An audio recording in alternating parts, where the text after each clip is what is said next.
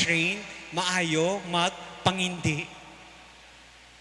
And so maybe we claim once more, i-exercise naton aton no muscle. Learn to say no, especially to temptations. Kaya paano kita makahindi sa mga very subtle kag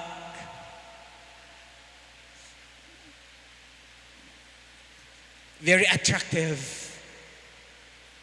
nga temptations kundi ini kita kamaan magpangindi, kabalo magpangindi sang pagkaon kag iban pagid. You see?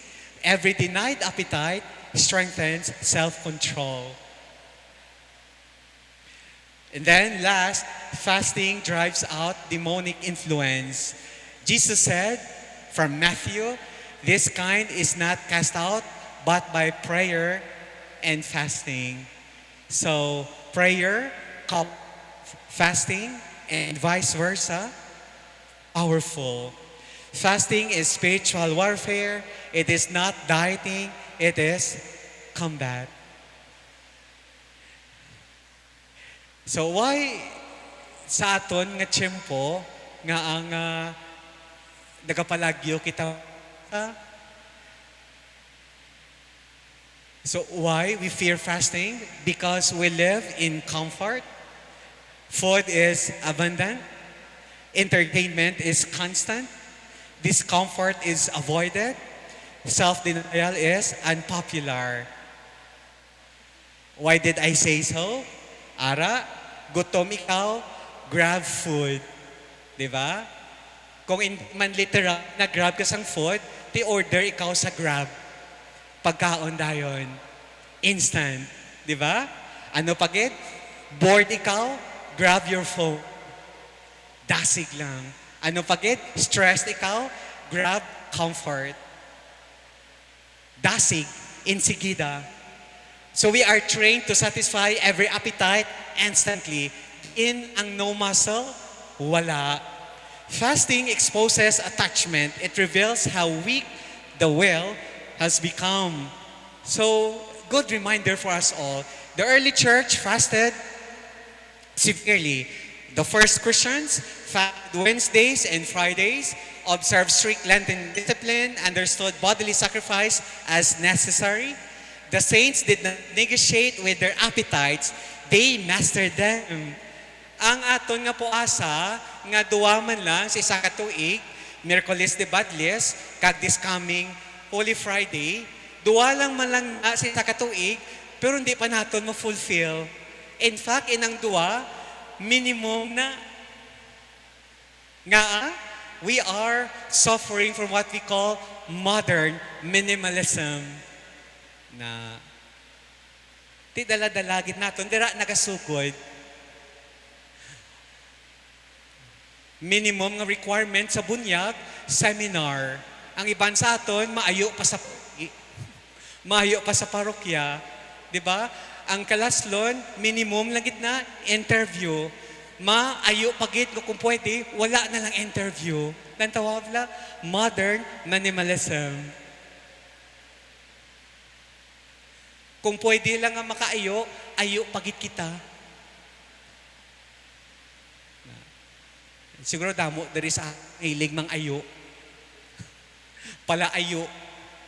Pati ang kaluwasan, ayuon. It becomes grace. It becomes chief grace. Kung pwede pala nga ayuon, Lord, pwede nga, hindi lang ko yung magpasaan sa akon nga cross. Kaya gusto niya, just like walking in the park. Hindi na yan pwede. Hindi na yan pwede. Gusto niyo man magpalangit? Ha? Pero nagalugtay-lugtay na naman. Gusto niyo man magpalangit? Are you willing to pay the price? Ay, ayo. Sound check. Why ayo? Okay? Bawal ang ayo. So don't be minimalist. Give your best. Once a year man lang twice man lang na Miyerkules de Badles, kag Biyernes Santo, So hindi na mag-ayo. Fasting repairs the damage of sin. Sin is often rooted in disordered appetite, gluttony, lust, greed, sloth, etc. So fasting strikes the root. And then the old catechism, Roman catechism, teaches that fasting restrains concupiscence, elevates the mind, it satisfies for sin. In other words, kung nagapuasa kita, kag wala naton ginapalagyuhan, ginahakos naton ang mga pagsakripisyo, ang pagpuasa, hindi lang niya sa pagkaon. Pwede kita makaubra sa ibang pagid nga forms or expressions sang pagpuasa, pero ang basic dira pagkaon. So fasting trains the will, fasting restores mastery, fasting is medicine for the soul. Kung amo ni kay importante ang pagpuasa, so nga ang hindi ka magpuasa. You see? And then fasting prepares for the cross. If you cannot endure hunger voluntarily, how will you endure suffering involuntarily? Sang kahapon, kadi misa, di ba? Ginabasa malan na ang pasyon, twice malan na sa katuig. Domingo, sang pasyon, kag Biyernes Santo. Na, kahapon gamisa ako, tikikin gamit ko ang longer version kay Matthew. Ahay, makitaan mong mga sumilimbang apoy na, oo. Kasi ang longer version gingamit. Kung pwede palang shorter version daan. You see? Oo. Twice a year man lang na. Basahon pagit na, Biyernes Santo. Sige lang. Diyo tayo nga sakripisyo. Puasa. Puasa. Fasting trains endurance. The cross requires strength. And Lent builds it. And that explains why fasting, abstinence, and other forms of sacrifice, they become sine qua non to our Lenten observance. Now, practical Lenten fasting. Beyond obligatory days, consider, simpler meals, skipping snacks, fasting from unnecessary media, or maybe cold showers. Pwede mga magpa-uwi ka ron, di ka na lang mag-shower. Now, fasting, di ba? Or silence instead of noise, offering hunger for specific intentions. Pwede ginaya maobra, bisan hindi kurisma.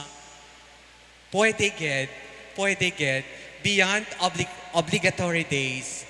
Or maybe, consider this one. We do fasting, we fast, and we offer our fasting for the perseverance of your children, ano pagit? Conversion of loved ones, reparation to the Sacred Heart, or hidden sacrifice, moves heaven. So we have all the reasons to fast. Kaysa nga magpalagyo o kung magreklamo. So kung tempted kita magreklamo, maybe we pause and say, Lord, I'm offering this sacrifice for, mention iyang ngalan. And then it changes everything. Practical things. So fasting in a world of excess, we live in an age of overconsumption, digital addiction, constant stimulation, moral indulgence. Fasting pushes back. Kung naga-fast kita, amo ni ginatudlo naton sa aton kaugalingon, I will not be ruled by desire. Will not be ruled by the flesh. I will not be ruled by my appetites, especially lower appetites.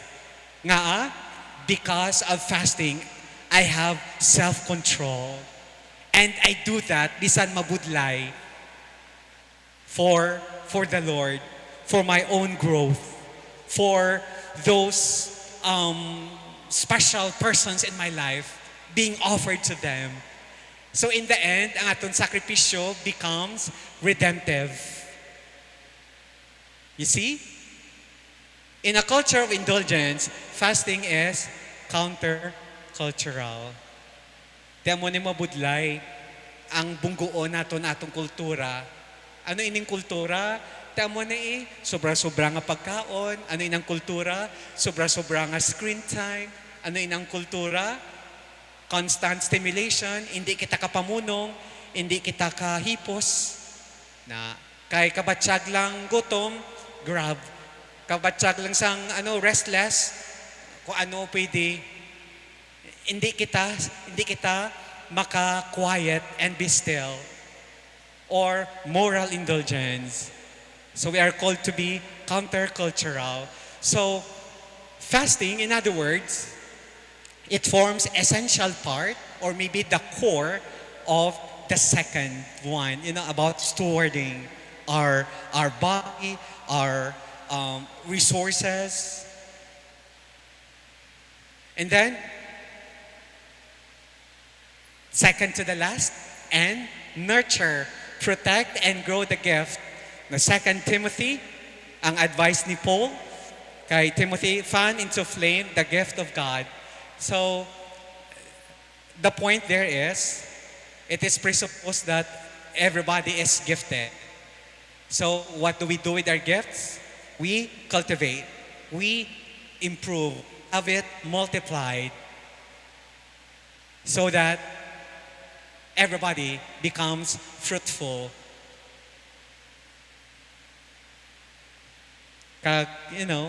This one is very important. Finish what we have started. We don't belong to the Hosanna gang. Kung kaisa, nami la kita magsinggit Hosanna, gusto natin mag-celebrate with Jesus, pero kung kabudlay na gani, wala na kita, palagyo na kita, give up na kita, surrender na kita. Di ba? Hindi natin ma-sustain. Excited kita magpangasawa, magpamana, di ba? Nagahara-haragid, hasta malang 5 years. Tapos, kapoy na, bayaan na, ngita na bago, di ba? Gahara-hara kita magpa-enroll, di ba? Pa-enroll. Kaya gusto natin mahapos lang nga kurso. Now, examination time comes, budlay, i-drop, and then ma-enroll na sa isa ka course, hoping chill-chill lang, tawhay lang, ahay, abot naman examination, budlay, drop naman, enroll naman sa isa. So you see, that's the problem. Kung ano ato nasuguran, hindi kita katapos. Why? Kay gusto naton, chill-chill lang, taway-taway lang. Gusto lang naton, yes Lord, Hosanna sa anak ni David. Pag abot na nga pasaan ang cross, ay alaplaag sila. You see? So, yeah, maybe, assess. Especially relationships. At first, ang iba naton nga mga young people, hindi sila kaulat nga magpangasawa, kag magpamana, excited kid. Ahay. 2 years, 5 years at the most. Hindi na ma-sustain. So, finish what you have started. That's part of nurturing the gifts, of having your gifts grown. Reklamo sa sosyedad, ghost projects, damo-damo, substandard, infrastructures, damo-damo, corruption, widespread. You see? Kay, why tapos-tapos? Spiritual challenges, unfinished marriages, abandoned prayer lives, promises never kept. May mga promisa man kamo nga waay ninyo ma-keep, waay ninyo ma-sustain. Damo-damo, no? Ako ganito, damo-damo man. Damo-damo. We are reminded nga ang faithfulness, it's not only in beginnings. Ang true test kang faithfulness in endings. In endings. So faithfulness, not only in beginnings, but, and more importantly, in endings, we sustain, we finish what we have started. Gani pasensya lang ha, pero kinanglan nato ni nga tapuson because I have started it with you. Dali na lang matapos. Okay? So I'm so happy nga iban sa inyo are already off. Siguro nagapanoktok sa tiyan nyo, gutom na. Okay? Kung gutom ka mo, ano na lang ayan ako. Gutom man ako. Okay? Oo. Na, sige lang. We have started this one, so we will finish it together. Is that okay? Yes, because we don't belong to Dios Anagang. So our faithfulness is tested not only in beginnings, but more importantly, endings. And so we have to finish.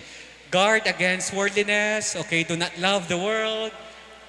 1 John, Saint Teresa, detachment is the beginning of union with God.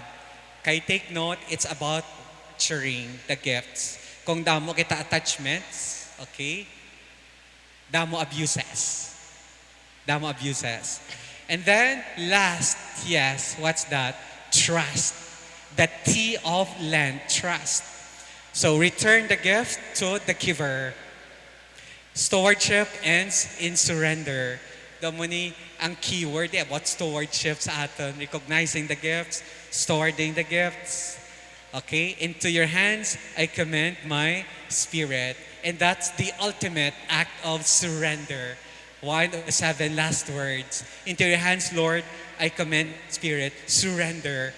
So after everything has done on the part of Jesus, and then with his last breath, so gintugyan niya spirito mismo, gin-surrender niya kay Lord.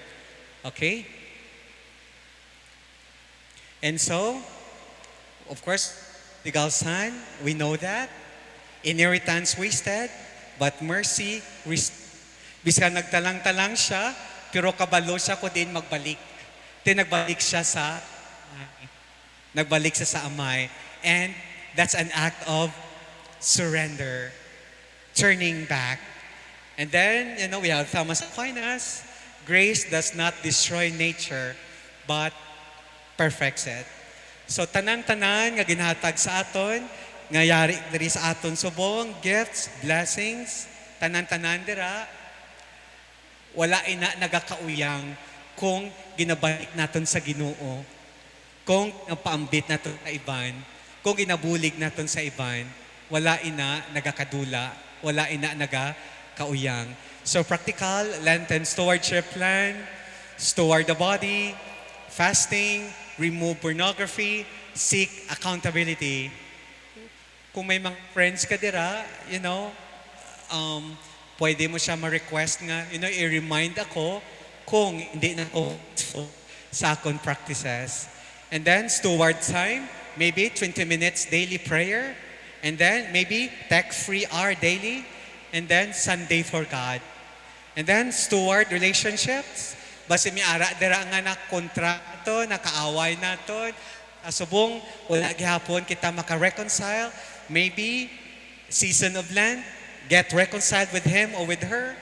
What else? No to gossip. Ano pagid? Meals without phones. Do you think can you do that? Sa sulod sa panimalain niyo? Nga magkaon, wala phones? Can you do with line, no? Hindi gini kita kapugo nga wala phone, may misa. Pero that's part of stewarding relationships, and then stewarding resources, almsgiving, parish support, help someone secretly, bully.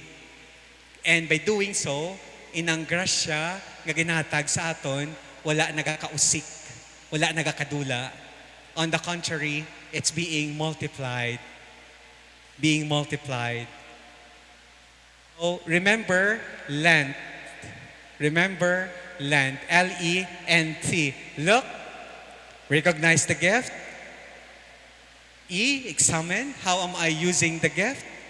And nurture, protect, and grow the gift. And then T, trust, return the gift to the giver. You see? Now, mga reflection questions. Magpauli ka mo karon, bisan makasandad ka mo. Okay, hindi na lang ni pakalimtan. Okay, what gift have I neglected? Where am I living a substandard spiritual life? And what must I surrender? Make your Holy Week meaningful and fruitful yet this week. So, the questions for our reflections. What gift have I neglected? Where am I living a substandard spiritual life? What must I surrender? So that our answers to those questions will, whether in the next life we are deserving of eternity with the words of Jesus. Well done, good and faithful servant. Come and share your master's joy. Kung imagine nga tanan-tanan kita sa piyak na nga kinabuhi and there are facing the Lord. Do you think hambalon iyan ni sa aton? Just be honest. Do you think hambalon na sa inyo? Well done. Well done. Good work. Welcome to heaven. Or go somewhere else. Kabay pa amo ni atong nabatian sa pila ka adlaw. So Lent is not about losing. Take note. It is about becoming faithful stewards. And so this will be our prayer to end everything. This is our prayer. Lord, teach me to recognize your gifts, steward them faithfully, and return them to you with love. Amen. We are stewards. So, Lent. Amo niyang pabaon sa aton. Lent. Kakabay pa, hindi lang sa sininga tuig, kundi sa next year naman, and so on. I'd like to end with a personal story. It was but a simple story, but for me, it's revealing. Sang deacon ako pa lang, that was 19 years ago, na-assign ako sa Isaka Parish. Okay. It's Barrio Parish. Tapos, brown out for almost a month. Nga man, kaya hindi ko malimtan, amutoy ang Bagyo Kaloy. Nga naguba ang taytay sa gimbal, kag iban pagid ng mga taytay, Bagyo Kaloy. So, lawig to nga brown out. Now, sa parokya, natingalagi kami at first, nga kung magmisa every Sunday, damo-damo nagatambay nga mga sumilimba sa rectory dito sa may balcon. Damo-damo natingalagid kami. Only later, nga nakitaan namon, kag nanutaran nga ahay. Ato sila sa balcon nagatambay, kay nagasaksak sila, gali naga-charge sila nga cellphone. Kay nga aman, kay ti ang parokya lang gid, ang simbahan lang gid, ang rectory may generator. Take note, brown out. Brown out. So para maka-charge, ato dito sa may balcon sila gatambay while mass is going on para maka-charge. Para maka-charge. Okay, no? Okay, ah. Okay, ah. And so, Lent, don't waste your gift. Initanan, why ni pulos? Why ini pulos ang Lent? L-E-N-T. Wala ini pulos ang gifts kung hindi kita connected sa aton source. So it's like, generator. Just like Jesus Christ, He is our, and so we stay connected. We stay connected. Okay? Thank you so much, and God bless.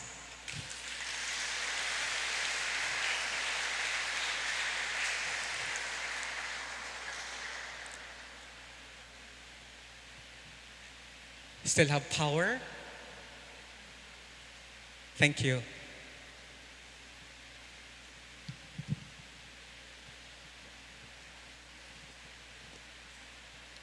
Thank you, Father Marcelino Cortez, for reminding us on how we should use the gift of God.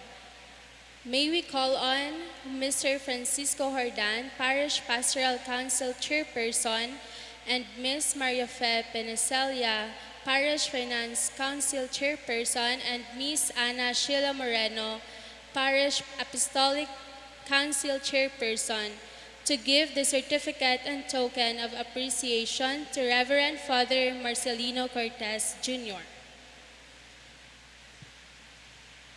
The certificate reads, National Shrine of Our Lady of Candles, Haro Metropolitan Cathedral, Haro, Iloilo City, awards the certificate of appreciation to Reverend Father Marcelino Cortez Jr.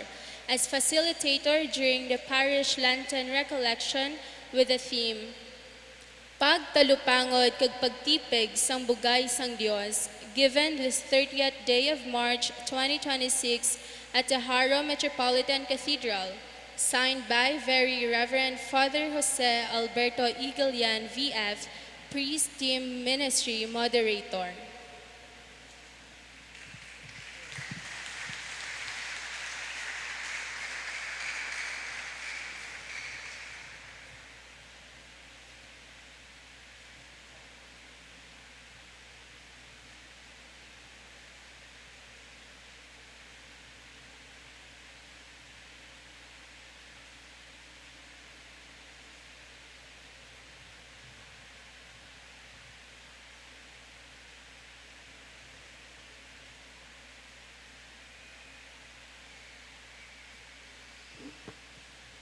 Sound check.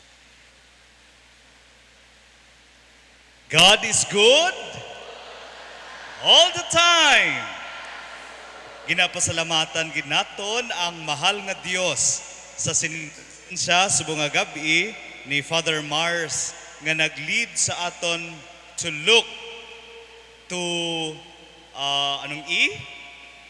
to examine, to nurture and to trust in the process of the Lord towards holiness.